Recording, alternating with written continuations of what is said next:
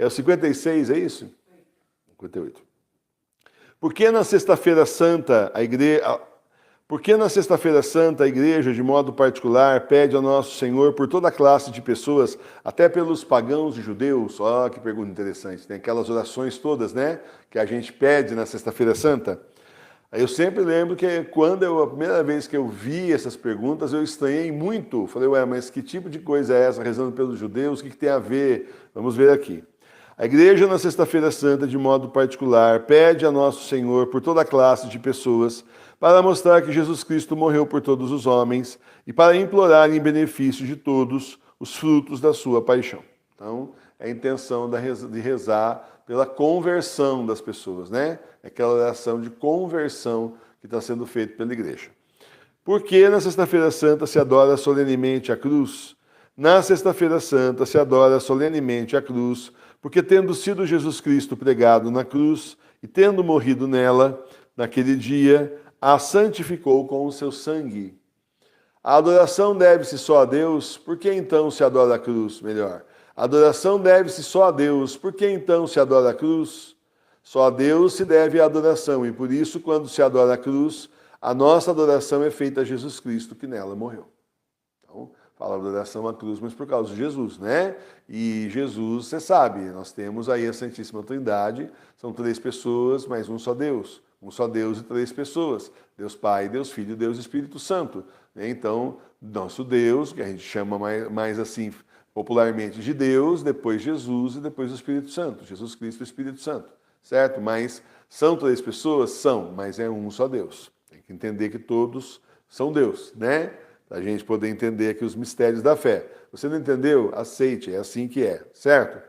Quais são as principais cerimônias do Sábado Santo? Entre as cerimônias do Sábado Santo, as principais são a bênção do círio pascal e a bênção da fonte ou pia batismal.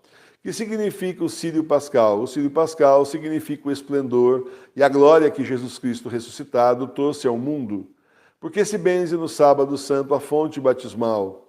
No Sábado Santo se benze a fonte batismal, porque antigamente, nesse dia, como também na vigília de Pentecostes, se conferia solenemente o batismo. No nosso caso, que nós não temos pia batismal, né? É uma capela, e aí então nós não temos a pia, mas nós temos ali os artefatos para fazer o batismo. Ficam guardadinhos ali, não tem espaço, mas ficam guardadinhos ali na nossa credência, e aí nós já fizemos batismo aqui, inclusive, certo?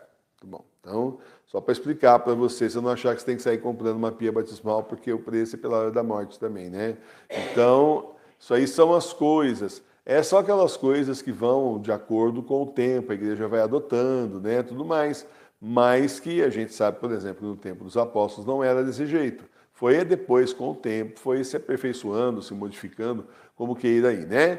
Mas não quer dizer que a gente vai ter que instalar uma pia batismal, né? Aí teria que ter sido, seria um santuário já, uma igreja bem maior, não só uma capela. Então aí tem as devidas adaptações, tá bom? Tudo bem, por causa do tempo que nós estamos vivendo e também porque é uma paróquia de leigos. Que devemos fazer enquanto se benze a fonte batismal? Enquanto se benze a fonte batismal, devemos dar graças a nosso Senhor por nos ter admitido ao batismo e renovar as promessas que então fizemos. Quero lembrar que, no caso aqui, é importante se lembrar que nós estamos falando aqui da missa assim mais antiga, né? Que era uma missa só e tudo mais. Nesse dia, eu perdi o que eu ia explicar aqui. Não perdi a ideia, pensando em outra coisa e perdi a ideia. Mas então, de qualquer forma, tem certas coisas assim. E nós vamos adaptar tudo isso para o missal, né? No missal dos leigos. Não adianta querer bater depois com o missal certinho lá para ver se é igual, tem assim, o bispo batendo na porta com o cajado 3 vezes, tudo isso não dá para fazer, né? A gente não consegue fazer na igreja doméstica. E tem outra coisa também, é preciso que cada macaco fique no seu galho. Nós não somos padres, nós somos ministros da igreja doméstica.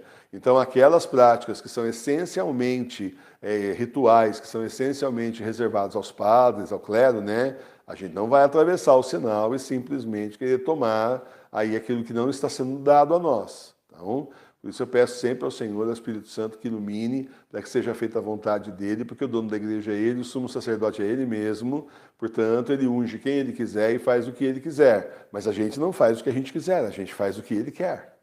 Você está entendendo? A gente faz o que o Senhor quer, não o que a gente quiser. Então, tem que ter muito cuidado, às vezes você lê, ou você assiste na internet, se maravilha com as coisas. Então, mas calma lá, porque nós leigos vamos até um certo ponto.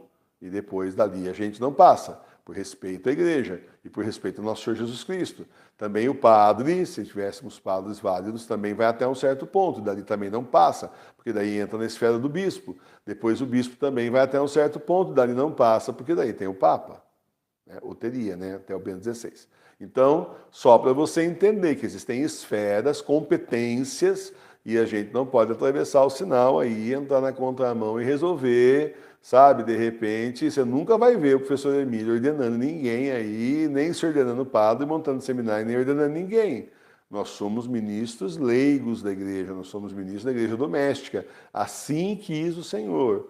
Então, os sacramentos que são possíveis, nós já temos todos eles aí no manual da igreja doméstica, que está lá na loja Sagrada Face. Pronto, acabou. Somos felizes assim, o Senhor é maravilhoso e ninguém aqui está querendo ser do clero. Certo? Eu nunca quis, só para você ter uma ideia. Teve um tempo, há uns anos atrás, que eu pensei em ser diácono. Teve um tempo, sim, há uns anos atrás, antes de saber de tudo isso, que eu tinha pensado em ser diácono. Mas você deve imaginar que depois de tudo que a gente viu que fizeram com a nossa querida e santa igreja, e a igreja vindo para nossas casas, etc., essa foi uma ideia que foi abandonada, claro, porque quem queria me ordenar diácono? Então, que bispo, né? Não porque eu comecei a combater a igreja, mas porque não tem mais válidos, né? Quem é que validamente me ordenaria como diácono numa época de cisma? Mas não tem problema, o senhor tinha outros planos e eis-me aqui como pároco leigo da paróquia Sagrada Face de Tours. Eu nunca digo que eu sou padre porque eu não sou. Se eu fosse, eu diria. Como eu não sou, eu digo. Certo? Porque eu não sou. Tem gente aí que fala, padre, sou a benção. Deus te abençoe, mas eu não sou padre, não.